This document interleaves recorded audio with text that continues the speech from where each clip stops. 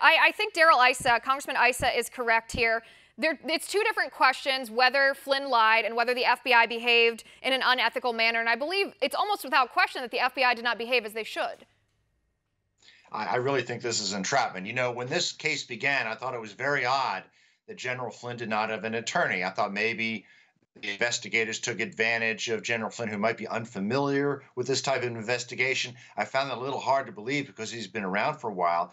But we now know that he was discouraged from having an attorney, that Comey snuck in FBI agents to talk to him during disarray at the beginning of the Trump administration. I might add, there's disarray at the beginning of every administration, not just this one. And I thought it was odd that members of the White House counsel's office and the NSC counsel, they should have been there too. And Comey knew that. Whether maybe Flynn didn't know how the NSC is supposed to operate, but Comey knew very well that the White House counsel should have been told about this. The NSC counsel should have been told about this.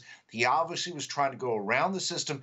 And Liz, intelligence, foreign intelligence was weaponized. It was weaponized to get Flynn.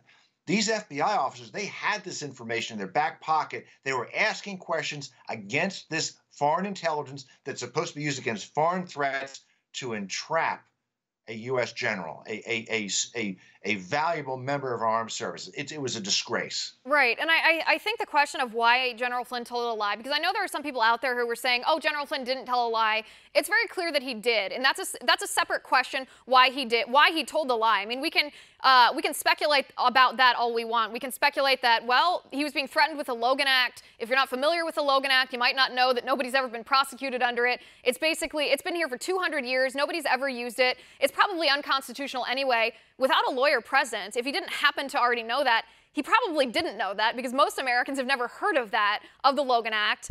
And it certainly wasn't relevant to Flynn up until that point. So maybe that's why he lied. We don't know. Lying is still wrong. But the FBI seemed to want him to lie. They didn't seem to be interested in finding out the truth about those conversations or finding out the truth about Russian collusion. So that brings me to my question, for what purpose would an FBI investigation want a national security advisor to lie if the lie in and of itself was relatively insignificant? This was selective prosecution to embarrass President Trump, to undermine his presidency. There's no other explanation for this.